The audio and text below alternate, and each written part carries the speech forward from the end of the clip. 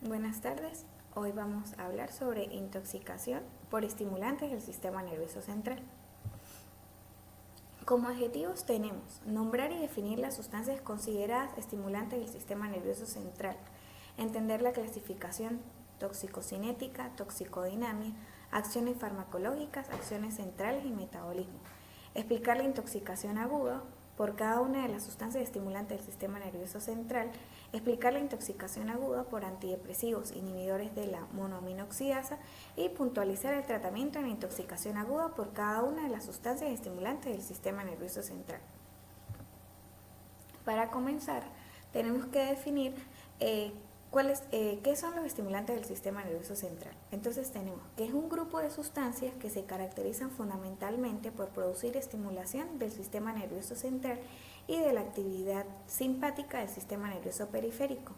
Poseen una estructura molecular común de feniletamina que está estrechamente relacionada con las aminas biogénicas que son la noradrenalina y la dopamina, lo que les confiere sus principales propiedades farmacológicas. Decimos que las anfetaminas y sus derivados, para comenzar tenemos que decir que la anfetamina suele usarse para denominar la tríada formada por las sustancias anfetamina, dexanfetamina y metanfetamina.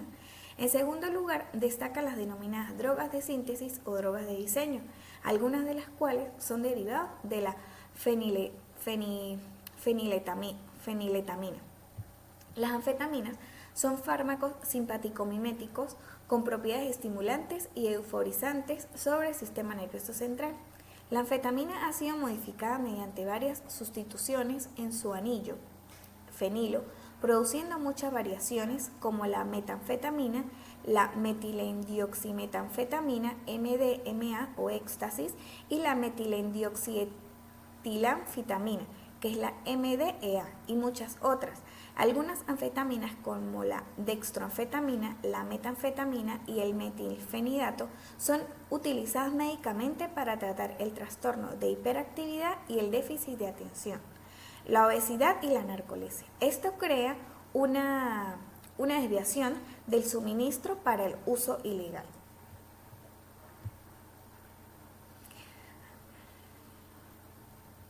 Tenemos que la feniletamina puede dividirse o dar origen a lo que son los psicoestimulantes. Decimos que los psicoestimulantes como la anfetamina son feniletaminas que tienen en su carbono alfa un grupo metilo, es decir, es adyacente al grupo amino en la cadena lateral. Las anfetaminas son potentes anoréxicos y por ello han sido usadas clínicamente durante un largo periodo. Este efecto se ha relacionado con la neurotransmisión dopaminérgica y con la región hipotalámica lateral. Los efectos estimulantes y anoréxicos de las anfetaminas se pueden separar modificando la estructura molecular de esas drogas. También tenemos los entactógenos, en este caso la MDMA, que es el éxtasis, que se obtienen a partir de cambios en el grupo amino generando compuestos con mayor lipofilicidad y metabolismo.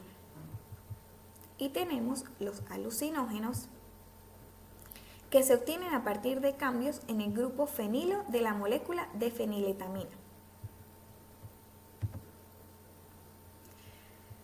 Podemos decir que se puede clasificar dependiendo de su lugar de acción como estimulantes cerebrales o psicomotores, que están las anfetaminas y las antinas, estimulantes vulvares o analécticos, que es la niquetamina, el metrazol, y estimulantes medulares convulsivantes, está la estrictina. También comúnmente se le clasifica como estimulantes mayores, entre los que están las anfetaminas y derivados, que es el metilfenidato, la pemolina y la estrictina, y estimulantes menores, que están las metilsantinas, tiobromina, tiofilina y la cafeína. Están las drogas de síntesis, que vamos a hablar más adelante, y están los alucinógenos. Decimos que se denominan drogas de síntesis o drogas de diseño a un grupo heterogéneo de sustancias psicoactivas de origen sintético, creadas a partir de la modificación de la estructura química de algunos productos naturales o de sustancias utilizadas como medicamentos. Tenemos las entactógenas y las alucinógenas. Entre las entactógenas tenemos la metanfetamina, la MDMA, que es el éxtasis, el MDA, que es el EVA, el MDEA, que es Adán, y MBDB. Entre los alucinógenos tenemos el DOB, el STP, la TMA y la PMA. Las anfetaminas se utilizan por vía oral, pero la anfetamina y la metanfetamina pueden inyectarse por vía intravenosa y también afinarse. ¿Qué quiere decir afinarse? Que se puede inhalar. Y esto lo definimos como speed. Una forma de metanfetamina puede fumarse, que es lo que se conoce como ice, y la efedrina tiene un origen natural que viene de la efedra y puede tomarse de forma de extractos de plantas, por ejemplo en cápsulas o infusiones, existiendo además especialidades farmacéuticas que la contienen. La MDMA, que es el éxtasis, se presenta habitualmente en forma de comprimidos o pastillas, o también en forma de polvo de cristal de diversos colores, como los vemos en la imagen. Para entrar más en el tema, hablamos que las anfetaminas inhiben la recaptación del neurotransmisor de manera competitiva al utilizar el transportador de dopamina para ingresar a la neurona. Facilitan la salida del neurotransmisor desde las vesículas sinápticas al citoplasma al actuar sobre el transportador vesicular BMA-T2 y tienen una actividad débil sobre la monoaminoxidasa. Las anfetaminas aumentan la liberación de catecolaminas, lo que incrementa los niveles intrasinápticos de serotonina, noradrenalina y dopamina. No son metabolizadas por las monoaminoxidasas ni por las catocol o metiltransferasas, aumentando de esta manera la duración de sus efectos en el organismo. Ingresan a la célula a través del transportador encargado de la recaptación de noradrenalina, serotonina y dopamina. Al ingresar a la célula actúan sobre el transportador vesicular de monoaminas, que se localiza principalmente en la membrana de las vesículas citoplasmáticas y es el responsable del transporte de las monoaminas presentes en el citoplasma hacia las vesículas de almacenamiento. Las anfetaminas pueden interrumpir el gradiente de protones existente en las membranas de estas vesículas sinápticas, en donde invierten el flujo de estos transportadores, desplazando la adrenalina de la vesícula, produciendo un aumento de las concentraciones citoplasmáticas de noradrenalina, dopamina y serotonina. Posteriormente, invierten el flujo del transportador encargado de la recaptación de noradrenalina, serotonina y dopamina, facilitando su salida hacia la hendidura sináptica, estimulando la neurona postsináptica, generando efectos simpático-miméticos. Los efectos de las anfetaminas son similares, variando en intensidad y duración de los efectos psicoactivos. En el caso del éxtasis, que es la MDMA y sus derivados, tienen más propiedades sobre la mejora del estado de ánimo, quizás como resultado de un mayor efecto sobre la serotonina. Facilitan la liberación del neurotransmisor al invertir el flujo del transportador encargado de la recaptación de noradrenalina, serotonina y dopamina. Además, facilitan su salida, donde las vesículas sinápticas, el citoplasma, al actuar sobre el transportador vesicular, entonces decimos que por todo ello aumentan la disponibilidad de neurotransmisor en la sinapsis, pero disminuyen sus reservas y puede aparecer tolerancia rápida. También inhiben la recaptación del neurotransmisor y, como ya habíamos dicho anteriormente, tienen una actividad débil sobre las monoaminoxidasas.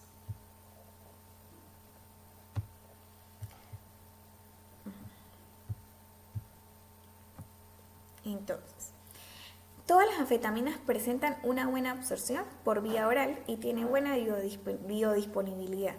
Las concentraciones máximas se alcanzan entre 1 a 2 horas tras la administración. Se distribuyen ampliamente en el organismo con volúmenes de distribución muy elevados, de 5 a 7 litros por kilogramo. Atraviesan bien todas las barreras orgánicas por su liposolubilidad, De ahí su efecto en el sistema nervioso central. Tras unas dosis únicas de MDMA o éxtasis de 75 a 100 miligramos, los efectos se inician a los 30 a 45 minutos. Son máximos en 1 a 2 horas y persisten hasta 4 a 6 horas. Se metaboliza fundamentalmente en el hígado mediante isoenzimas del citocromo P450, CYP 1 a 2, 2D6 y 3 a 4, y por la catecol-metiltransferasa.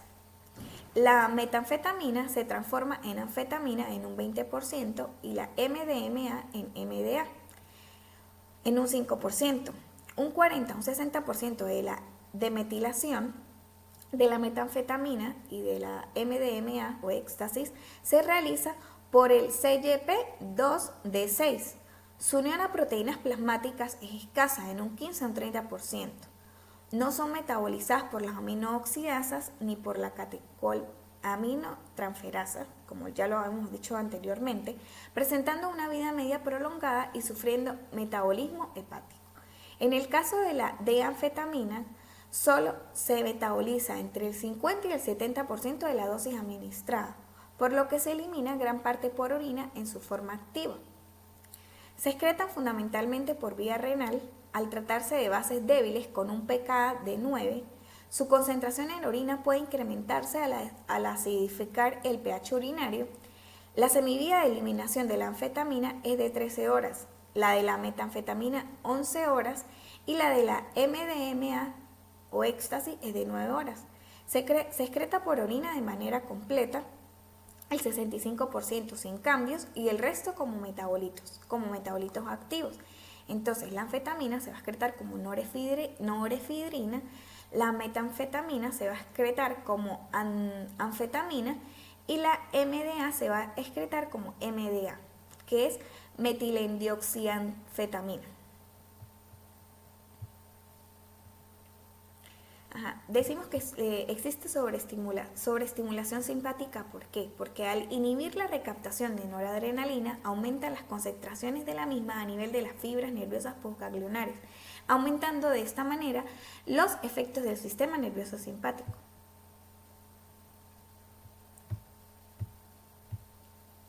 Entonces tenemos que aumenta la presión arterial al haber una mayor estimulación de los receptores alfas que producen vasoconstricción. Sin embargo, dilata las arterias que aportan sangre a los músculos esqueléticos, con lo cual estos reciben mayor cantidad de oxígeno y pueden realizar un trabajo más intenso. También se puede dar sequedad de la boca, sensación de sed, sudoración, sensación de frío inicial y después calor, temblor y tensión muscular.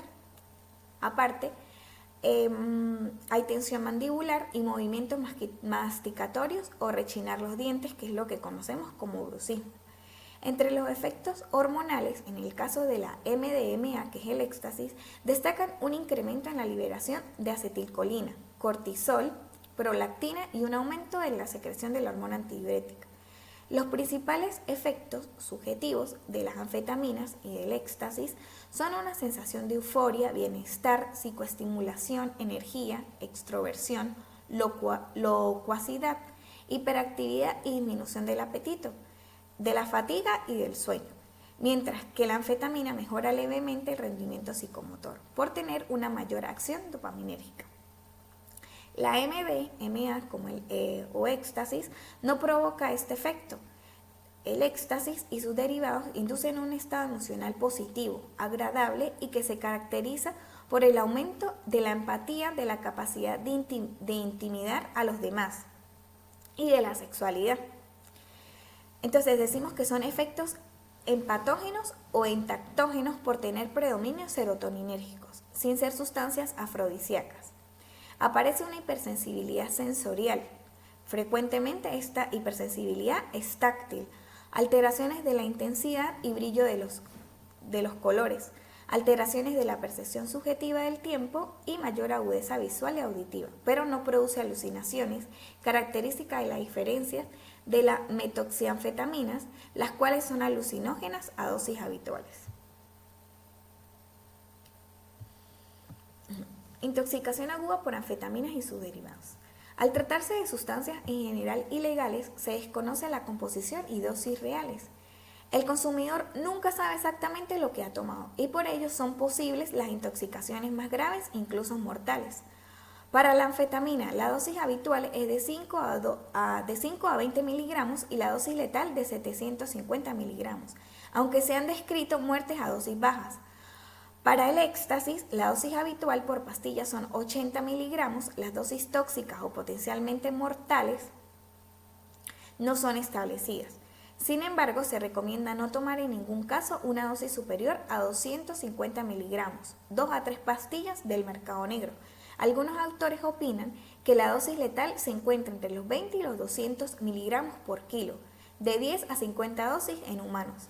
La intoxicación aguda suele ocurrir de 15 minutos a 2 horas tras la ingesta. Muchos de los síntomas de la intoxicación son una exageración de los efectos farmacológicos. Los signos más comunes se deben a la sobreestimulación del sistema nervioso central y del sistema nervioso periférico. Tenemos el cuadro clínico por intoxicación aguda. Entonces decimos que el cuadro clínico es leve cuando existen náuseas, vómitos, dolor abdominal, midriasis, sudoración profusa, cefalea, enrojecimiento facial o palidez, intranquilidad, irritabilidad, temblor, hiperreflexia, bruxismo, trismos y palpitaciones. Es moderado cuando aparece rigidez muscular, hiperactividad, agitación, confusión, taquicardia, taquipnea, hipertensión arterial, deshidratación, leve hipertermia y dolor torácico.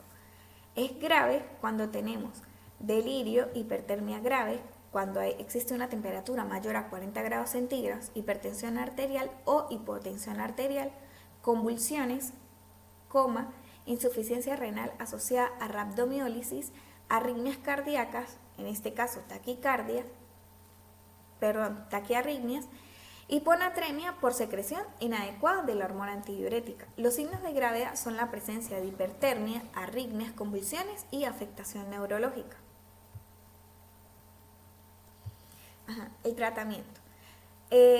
Para iniciar el tratamiento por una intoxicación aguda, tenemos que hacer las medidas generales, que es el ABC según la ATLS, lavado gástrico, que va a incluir lo que se puede hacer con agua normal, o sea, o agua del grifo, como vimos en la clase. También se coloca carbón activado de 250 miligramos en kilogramos y se deja por 1 hora. ¿Por qué? Porque esto me va a hacer que aumente el peristaltismo y el lavado según las horas que tenga la persona de haber consumido o que sea la intoxicación. Normalmente esto se hace para que exista su absorción en el yeyuno. Si existe agitación, vamos a administrar lo que son benzodiazepinas en altas dosis, lorazepam 4 miligramos intravenoso o diazepam de 5 a 10 miligramos intravenoso. Se puede repetir a los 8 a 10 minutos si no cede. Si existe una hipertensión severa, se administra nitroprusiato de 0,25 a 0,50 microgramos kilogramo minuto o fentolamina de 2 a 5 miligramos intravenoso. Si existe una hipertermia, se hace sedación, intubación orotraqueal y fluidoterapia intensa. En el tratamiento por éxtasis, las medidas generales, control de signos vitales, al igual también hacemos el lavado gástrico, carbón activado de 250 miligramos en kilogramo, y si en este caso existe una hipotensión arterial, colocamos 300 mililitros de solución fisiológica las veces que sea necesario. Claro, vamos evaluando el paciente, al administrar se va evaluando esa hipotensión, porque luego podemos ocasionar daños peores. Si existe agitación, midazolam de 0,2 miligramos kilogramo intramuscular, hipertermia, medios físicos con compresas heladas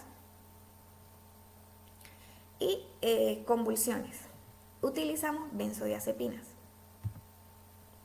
Entonces, vamos a hablar sobre la cocaína. Decimos que la cocaína es una base débil con un pKa de 8.6. Se puede su vía de administración es efinada o endovenosa. en concentraciones en el cerebro en 30 segundos. Fumada en concentraciones en el cerebro a los 5 segundos. Pico plasmático a los 60 minutos. Y el metabolismo es colinesterasa plasmática y hepática. Más adelante, en la siguiente diapositiva les hablaré cómo es su metabolismo.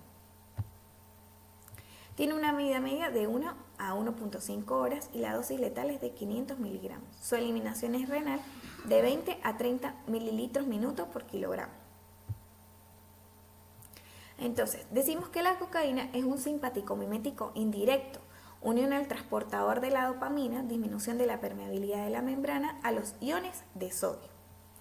Su efecto estimulante del sistema nervioso central se produce al fijarse al transportador de la dopamina, evitando la recaptación sináptica, potenciando la neurotransmisión en las vías dopaminérgicas a nivel de la sinapsis y en menor medida también sobre la noradrenalina y la serotonina, conduciendo a una estimulación no específica del sistema nervioso central y periférico.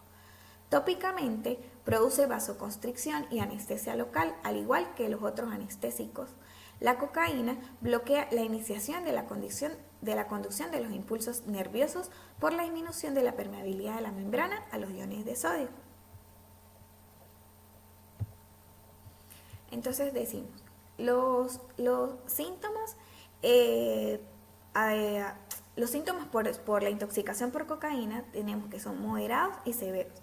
Moderado existe lo que es la excitación, la euforia, el mareo, el enrojecimiento, temblor, elevación de la tensión arterial, dolor torácico, palpitaciones, insomnio, pérdida del apetito y cefalea. En la severa tenemos agitación, lenguaje incoherente, alucinaciones, taquipnea, hipertermia, fasciculaciones, hiperreflexia, hipertensión, ACV, arritmias, infarto agudo al miocardio y coma. Para el manejo, el lavado gástrico o vía de absorción, el carbón activado, polietilenglicol 15 gramos más 250 cc de agua, hipertermia, baños con agua fría, haloperidol 5 miligramos al día, agitación o convulsiones, diazepam 20 miligramos, vía oral cada 4 a 6 horas. Para la hipertensión la vamos a manejar con nifedipina de 10 a 20 miligramos y nitroprusiato de sodio de 50 a 100 miligramos por litro, pasar a razón de 5 a 10 microgramos. Acidificar la orina con cloruro de amonio. Gracias. Hola, mi nombre es Dayana Jerez. Para continuar vamos a seguir hablando de las metilxantinas.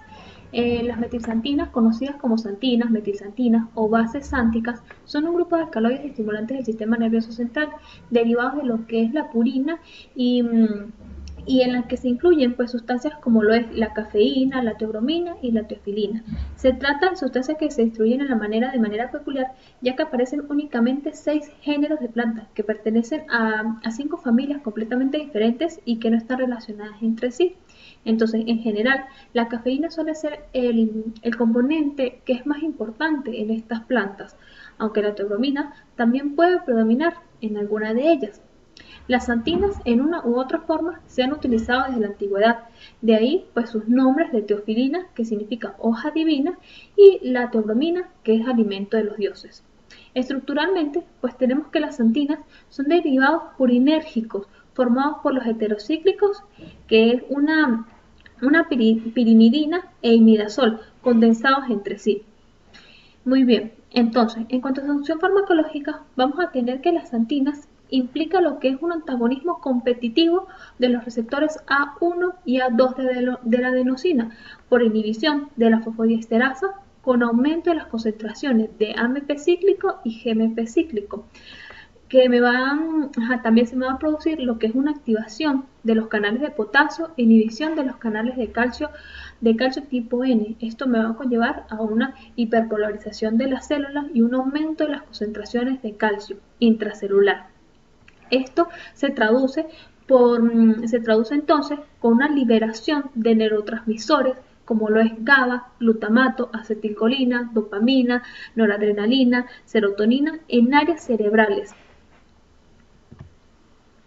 Entonces, tenemos un ejemplo que una taza de café me va a contener lo que es de 80 a 140 miligramos de cafeína, una taza de té de 30 a 50 miligramos de cafeína y una taza de cacao 5 miligramos de cafeína más 250 de teobromina. 360 ml de bebida de cola van a ser 50 miligramos de cafeína. Entonces, ¿cuáles van a ser los efectos sobre el sistema nervioso central? Aunque la potencia relativa de estas metilsantinas puede variar, todas poseen una manifiesta y bien conocida acción sobre el sistema nervioso central, que justifica hoy en día pues su utilización social. Entonces, básicamente, pues ellas van a tener una acción en el sistema nervioso central en las cuales es más potente la teofilina, seguida por la cafeína y posteriormente la teobromina. Entonces, en el sistema nervioso central, a nivel de la corteza, vamos a tener que me va a aumentar lo que es el flujo de los pensamientos, la coordinación de las ideas y un rendimiento intelectual. Entonces, esto se traduce como una disminución de lo que es la fatiga, restauración de la sensación de alerta, mejora el rendimiento durante la privación de sueño y aumento de la concentración, de la velocidad y claramiento de los pensamientos, con una mayor coordinación corporal. Entonces, a mayor dosis, pues pueden presentarse lo que son las convulsiones, especialmente con la teofilina. A nivel del bulbo raquídeo, me estimula lo que son los centros respiratorios y vasomotores vagal, y en la médula espinal, pues vamos a temer que me pueden producir convulsiones crónicas que pueden llegar hasta la muerte. Efectos sobre los otros órganos, tenemos que las xantinas tienen un efecto que es característico sobre el músculo cardíaco, provocándome un aumento del gasto cardíaco, de la fuerza de contracción y la frecuencia cardíaca, que se traduce como un cronotropismo y notropismo positivo, y careciendo de acción sobre la conducción del corazón, por lo que no se generan estos trastornos del ritmo. Sobre los vasos sanguíneos periféricos vamos a tener que va a haber lo que es una relajación del músculo liso y que me conlleva pues a una disminución de la presión arterial, pero que es contrarrestada por la acción mencionada anteriormente de la inotrópica positiva. En los vasos coronarios me produce vasodilatación y en los vasos cerebrales pues va a haber una contracción de estos músculos en los vasos me produce vasoconstricción, por lo que está indicado en los tratamientos de cefalea vascular. Otras acciones importantes mencionar en las metilxantinas, pues es en la economía corporal, incluye lo que es una acción broncodilatadora, especialmente útil en lo que es la teofilina, que relajándome pues ese músculo, por lo que esta teofilina pues está indicada en el tratamiento del asma. En el músculo estriado voluntario, pues como se mencionó anteriormente, vamos a tener un aumento en el rendimiento y me reduce la fatiga, y a nivel de riñón pues va a haber mayor producción de orina por bloqueo de la absorción de sodio. En el estómago aumenta lo que son las secreciones gástricas, por mayor producción de jugo gástrico y enzimas con disminución de la presión del esfínter esofágico inferior. En general, tenemos que los metilxantinas pues tienen una farmacocinética que es muy, muy similar entre ellas. Su absorción va a ser oral o parenteral. Ella se absorbe tras una rápida absorción intestinal aproximadamente 45 minutos después de su ingesta. Tiene una distribución que es, atraviesa pues, los líquidos, atraviesa lo que es la barrera hematocefálica y placentaria, y que puede ser también excretado a través de la leche materna. El metabolismo por lo general en un 90% se metaboliza a nivel hepático a través del CP450, fundamentalmente a través de estas isoformas, que me da lugar a paraxantinas, a formas que son progresivamente como desmetiladas y derivados del ácido úrico que pues me ayudan a su excreción renal, que se produce en un 10%. La vida media, la cafeína va a ser de 3 a 5 horas, la teofilina 6 horas aproximadamente y la teobromina de 7 horas. En cuanto a la toxicidad, existe poca información de la toxicidad de la teobromina y de la tefilina cuando son usadas fuera del contexto terapéutico. En contrario, la toxicidad de la cafeína cuando se ingiere en forma de bebidas estimulantes, como lo es el café, los refrescos, es mejor conocida. La sobredosis de cafeína ocurre tras la ingestión de grandes cantidades de la sustancia, generalmente en forma de bebidas que la contengan. Lo normal en estas personas, o sea, lo que generalmente se produce es en personas pues, que no la consumen comúnmente, pero también puede darse en consumidores habituales de altas dosis de cafeína. Entonces, estas dosis tóxicas van a depender en gran medida de la tolerancia del usuario, pero la mayor parte de las ocasiones ocurren dosis superiores a 500 miligramos en una sola dosis.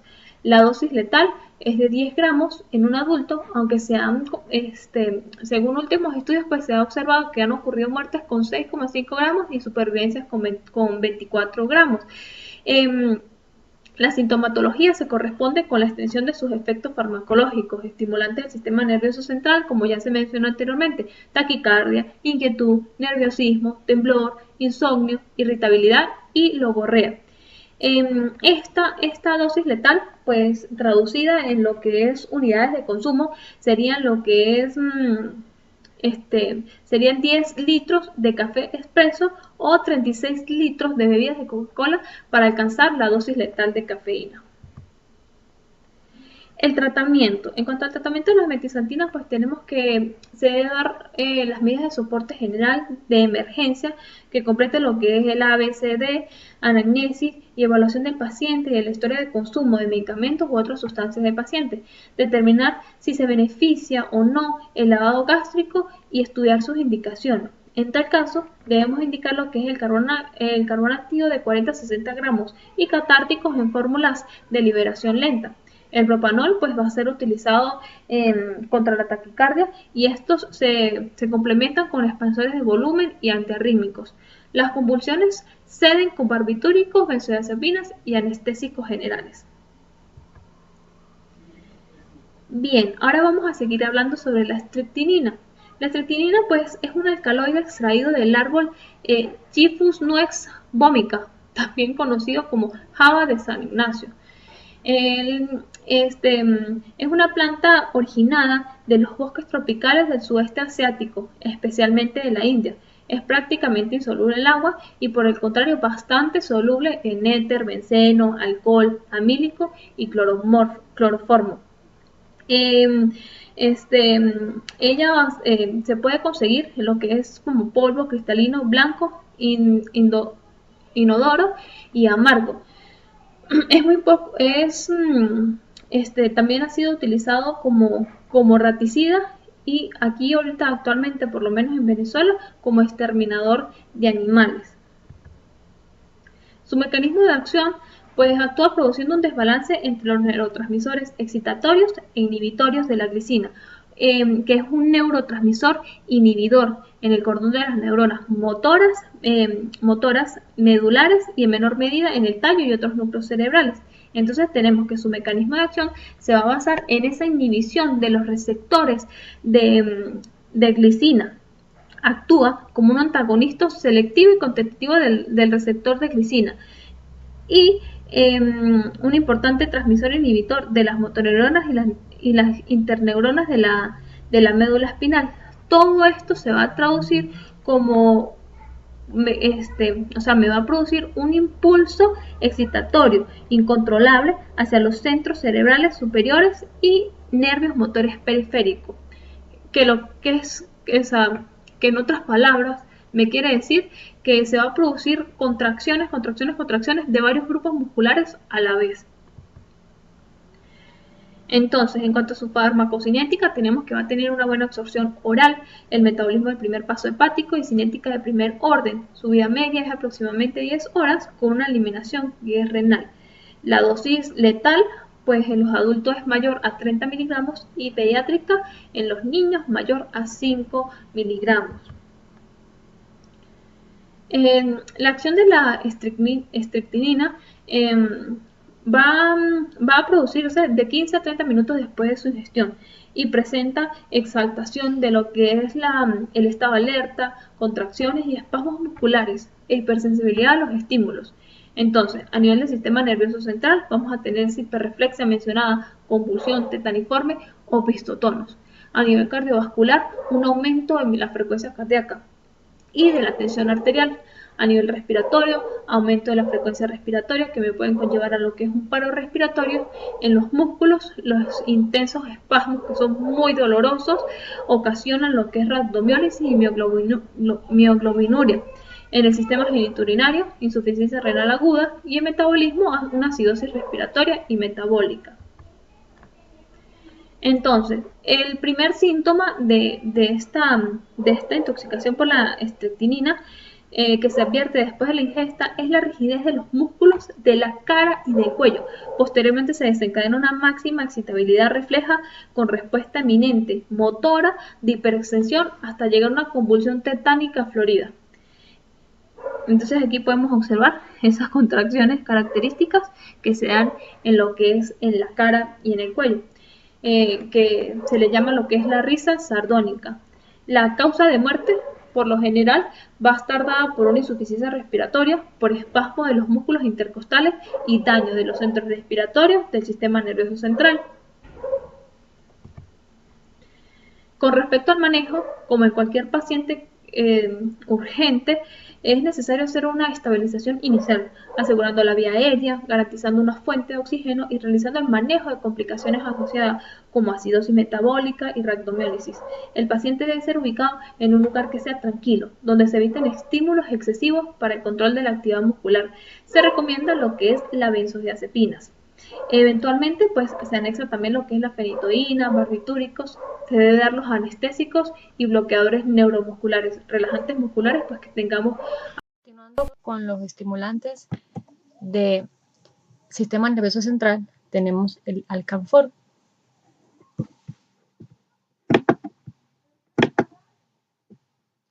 El alcanfor es un terpenoide de olor aromático característico a arce y que se deriva de la madera del árbol alcanforero o Cinnamomum camphora. Es una sustancia semisólida, cristalina y cerosa. Va a tener propiedades anestésicas, locales, analgésicas, antipruritíticas. Va a tener también un efecto rubefaciente tópico. Va a ser supresor de la lactancia. También se puede usar como antiséptico, expectorante y antifúngico en algunos tipos, especies de hongos. Entonces es una acetona cíclica, terpenos, es lipofílico. Él va a atravesar con mucha facilidad las membranas y por lo cual es también rápidamente neurotóxico, tanto excitatorio como depresor del sistema nervioso central. Podemos ver las presentaciones del alcanfor, como vemos en la imagen, el Vivaporú. Se puede también encontrar en forma de aceite, en forma de pastillas. En cuanto a su acción, va a ser a nivel de los centros vulvares, respiratorios y a nivel de la protuberancia. Él va a activar el receptor TRPV3, familia del receptor TRBP, que se va a expresar en los queratinocitos, en las raíces de los ganglios dorsales y en la médula espinal. Es por ello que su efecto va a ser a nivel del sistema nervioso central y se va a metabolizar y a oxidar a nivel del hígado y se va a eliminar a través de la orina y en parte también por el aire expirado. En cuanto a su administración, pues en este caso, cuando hablamos de toxicidad, es de forma oral, pero también se puede administrar de forma tópica. Su absorción oral va a ser de 30 a 45 minutos hasta 2 horas según la dosis ingerida y el estado de represión gástrica en ese momento en el paciente. Su vida media va de 1 a 4 horas.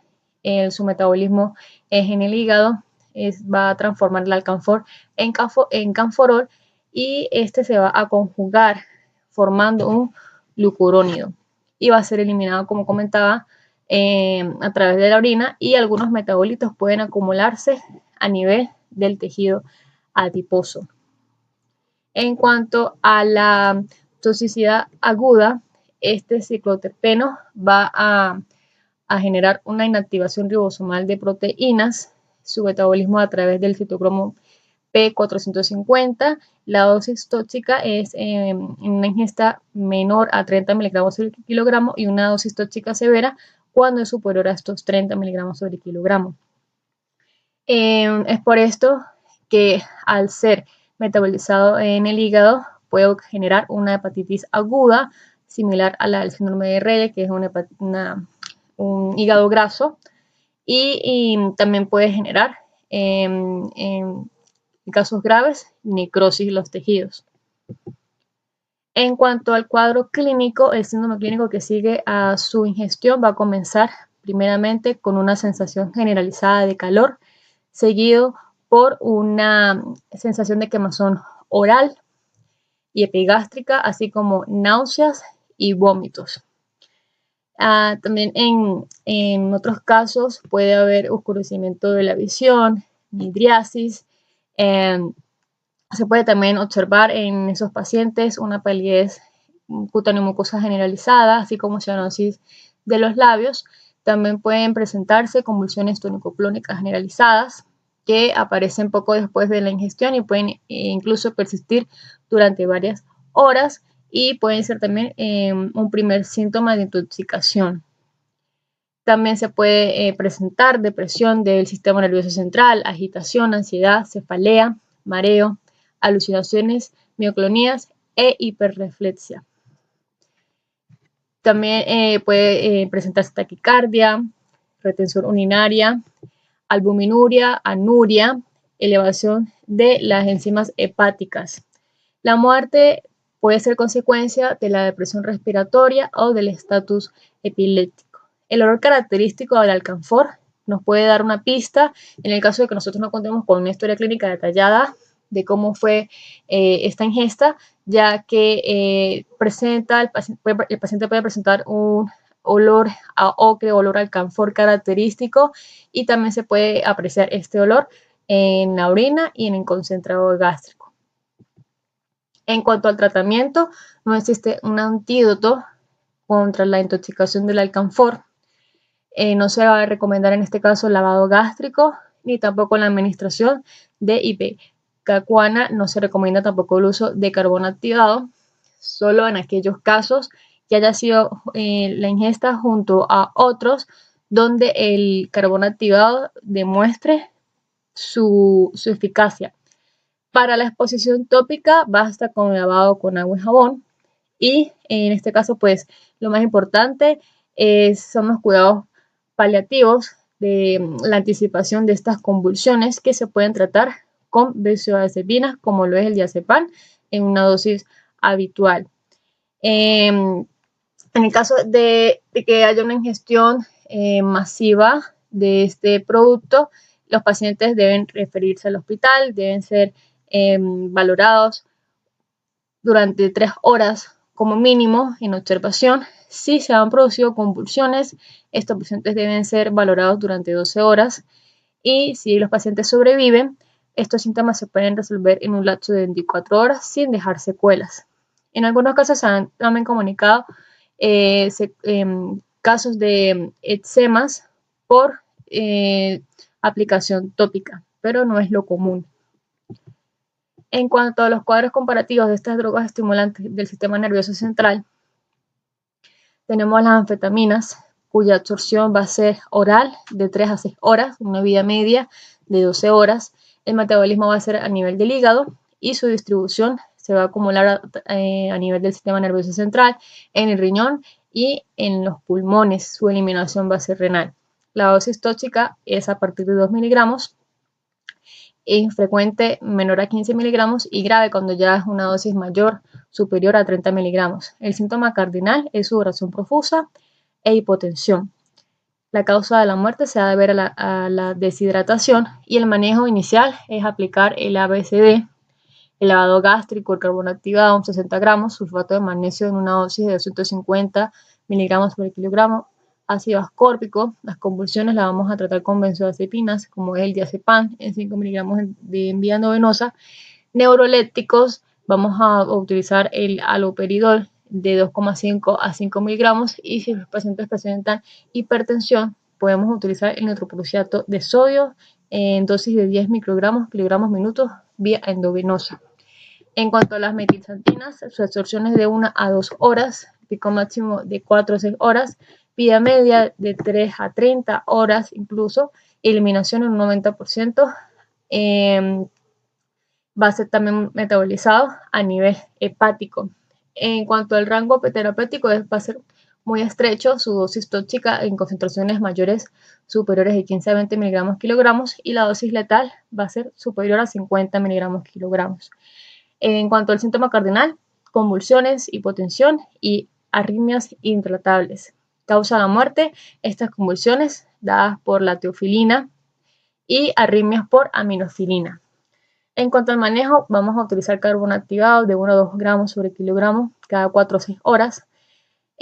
Para tratar los síntomas cardiovasculares, vamos a utilizar el propanolol de 0,01 a 0,03 miligramos kilogramo endovenoso, y para tratar las convulsiones, diazepam 0,05 a 0,1 miligramos, fenitoína de 15 a 20 miligramos kilogramo. Y en cuanto a la estricina, la absorción va a ser a través de la vía digestiva, también parenteral, y este va a ser transportado a los eritrocitos y de ahí a los tejidos. Su metabolismo a través de las enzimas microsomales, y su excreción en 20% a través de la orina. La dosis letal en los adultos es mayor a 30 miligramos y en los niños mayor a 5 miligramos. El síntoma cardinal va a ser los opistóstonos o la risa sardónica. Las convulsiones tetaniformes también forman parte del síntoma cardinal. La causa de la muerte va a ser parálisis vulvar e hipoxia por dificultad respiratoria muscular. El manejo inicial es estabilizar a este paciente hemodinámicamente, el uso de carbono activado o lavado gástrico con permanganato de potasio. Las convulsiones se van a tratar con benzodiazepina, barbitúricos, lidocaína de 1 a 1,5 miligramos kilogramo, y la diuresis con furosemida de 20 a 80 miligramos. Y por último, el Alcanfor, cuya absorción rápida por vía gastrointestinal. El inicio de los síntomas va a ser de 30 a 90 minutos, y el metabolismo va a ser oxidado y conjugado a nivel del hígado a glucurónido. La excreción va a ser a través de la orina. La dosis tóxica es a partir de menos de 30 miligramos sobre kilogramos, y la dosis letal en niños menores a 1 año va a ser de 1 gramo o 5 cc de aceite de alcanforado o 20 cc de Vic Vaporub.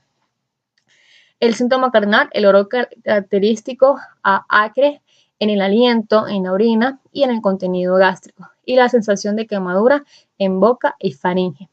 La causa de la muerte se va a deber a depresión respiratoria, que es muy raro, y el estatus convulsivo.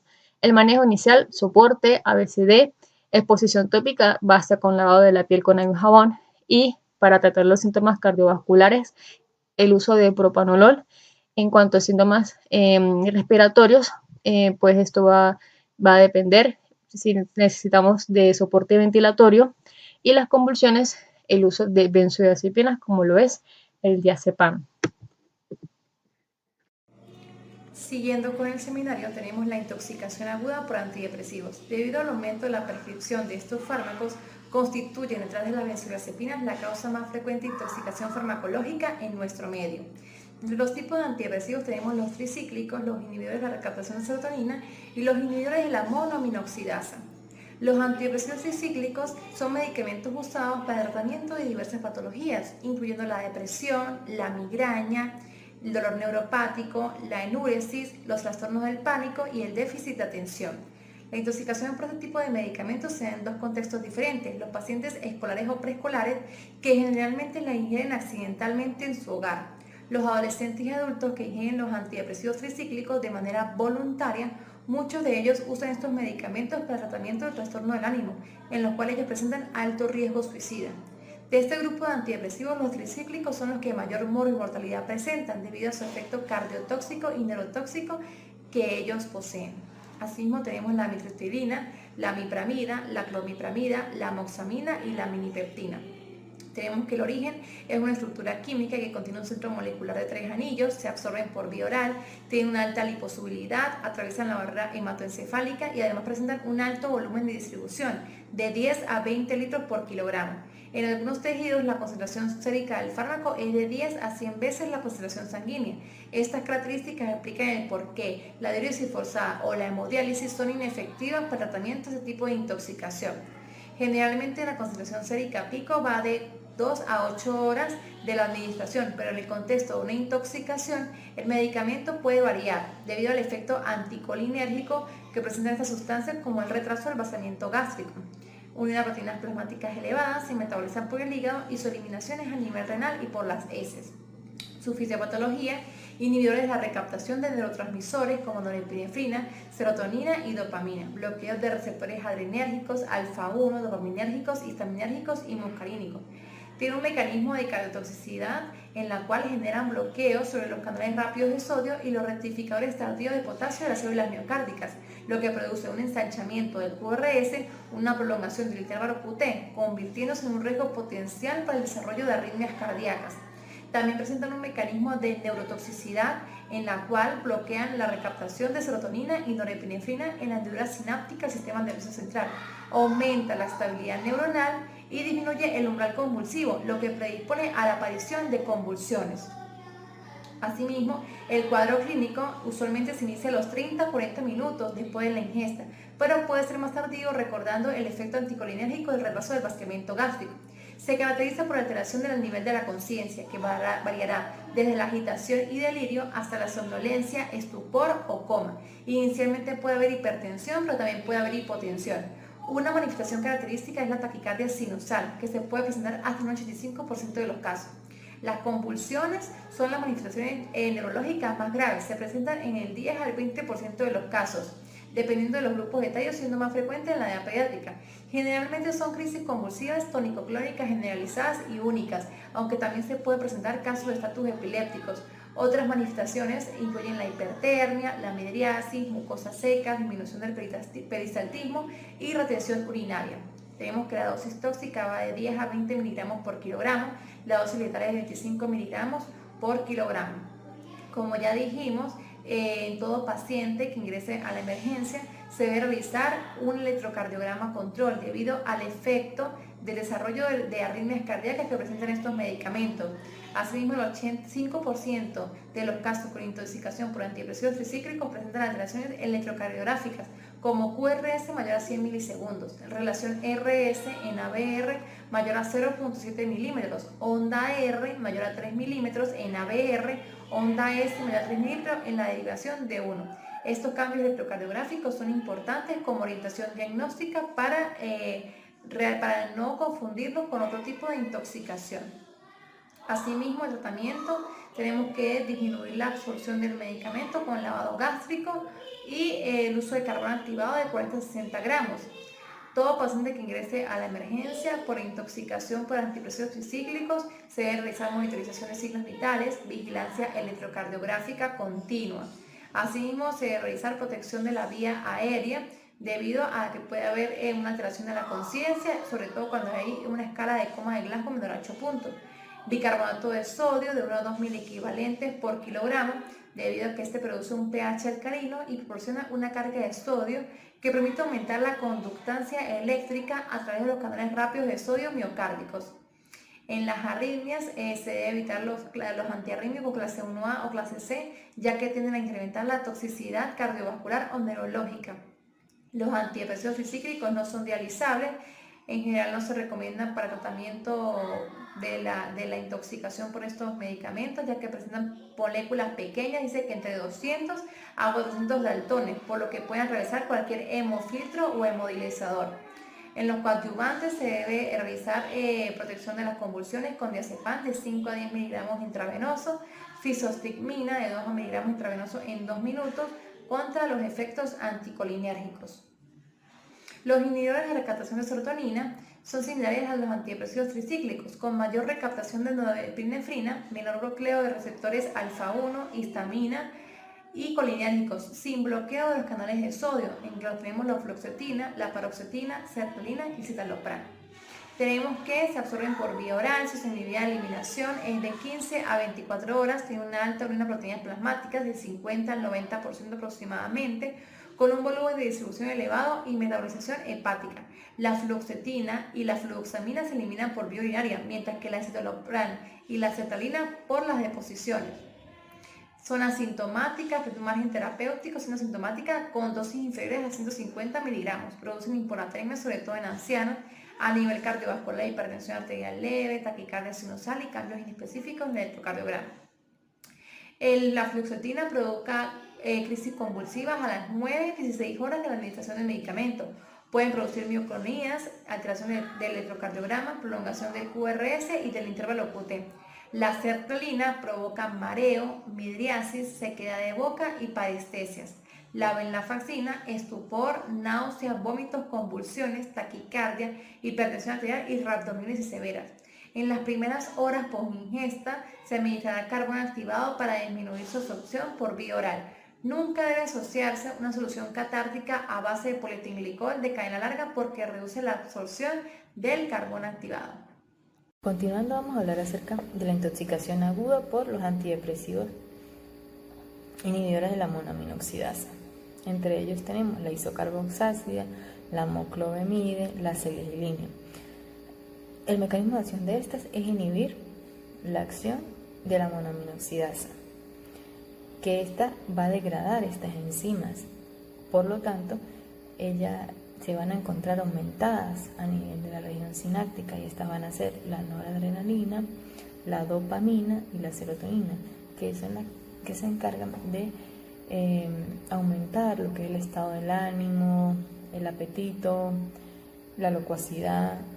Entonces, cuando se llega a rasgos tóxicos, se va a producir como manifestación el síndrome serotoninérgico, reacciones maníacas, hipomaníacas, temblores, hiperreflexia, convulsiones. Estas me van a inhibir la enzima que es implicada en la diseminación de las aminas. Asimismo, va a tener una rápida absorción vía oral. Sin embargo, sus efectos pueden permanecer por semanas. Existen dos tipos de inhibidores, la MAO tipo A y la MAO tipo B. La MAO tipo A va a degradar a la noradrenalina y a la serotonina. La MAO tipo B va a degradar a la feniletilamina. Tenemos inhibidores selectivos como la moclobemida, inhibidores no selectivos como la fenelcina, la nialimida y la tranicilpromina. En cuanto a las manifestaciones clínicas, estas pueden aparecer hasta 2 y 18 horas después tras la ingesta. Entre ellas vamos a tener temblores, sudoración, palpitaciones, enrojecimiento facial, dolor torácico, taquicardia, taquipnea, somnolencia, vértigo, irritabilidad, cefalea, agitación, hiperreflexia, hiperpirexia, alucinaciones, temblores, convulsiones, coma, edema pulmonar, depresión respiratoria, náusea, vómito, dolor abdominal y, en los casos graves, hipertensión, shock y asistolia. El tratamiento va a consistir en el mantenimiento de las funciones básicas. Vamos a garantizar una vía aérea permeable, la circulación, monitorizar lo que es el pulso, la frecuencia cardíaca y asimismo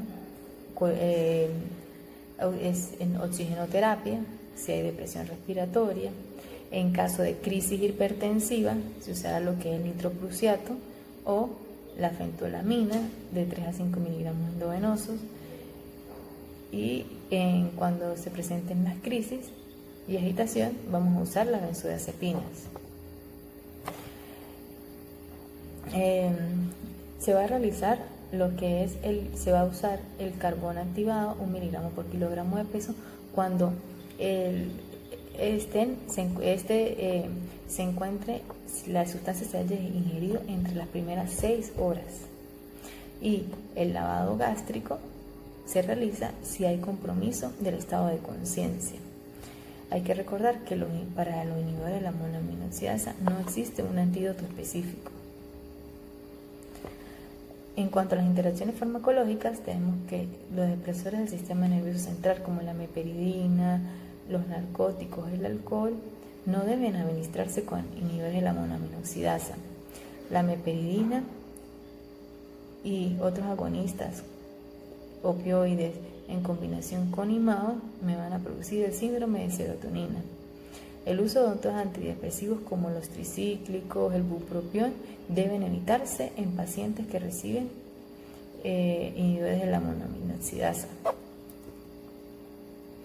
En cuanto a la toxicocinética de los inhibidores de los tricíclicos, inhibidores de recaptación de serotonina y la monoaminoxidasa, decimos que en los tricíclicos la absorción va a ser por vía oral, va a tener un metabolismo hepático, una proteína plasmática va a ser de un 90%, el pico plasmático lo va a hacer de 2 a 8 horas, la semivida de eliminación está entre 15 y 24 horas, va a tener una alta liposolubilidad, van a atravesar esa barrera hematoencefálica, va a tener una excreción renal y en heces. Los inhibidores de recaptación de serotonina también va a tener una absorción vía oral, un metabolismo hepático, una proteína plasmática de un 96%. La concentración plasmática máxima la alcanza a las 6 horas. Tienen una semivida de eliminación entre 8 y 17 horas y la eliminación va a ser por vía renal.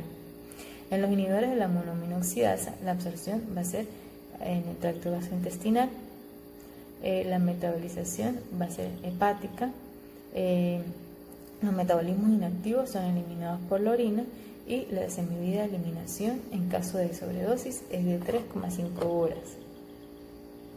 La dosis tóxica de los antidepresivos tricíclicos va a ser de 10 a 20 miligramos por kilo en niños y de 700 a 1400 miligramos para el adulto. La dosis letal a partir de 25 miligramos por kilo en niños y mayor a 1500 miligramos para un adulto. El nivel de recaptación de serotonina, la dosis tóxica va a depender de cada medicamento que tiene una dosis específica. En la dosis letal va a ser la ingesta superior a 2 miligramos por kilo. En la IMAO, la dosis tóxica, ingesta superior a 2 miligramos por kilo y la dosis letal va a ser superior a 4 miligramos por kilo.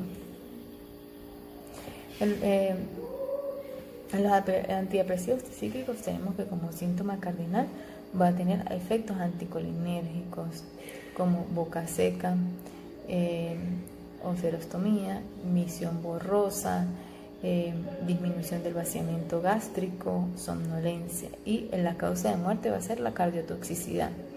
En los IMAO, los síntomas cardinales va a ser enrojecimiento, temblor, taquicardia y la causa de muerte va a ser crisis hipertensiva y estado de shock con asistolia.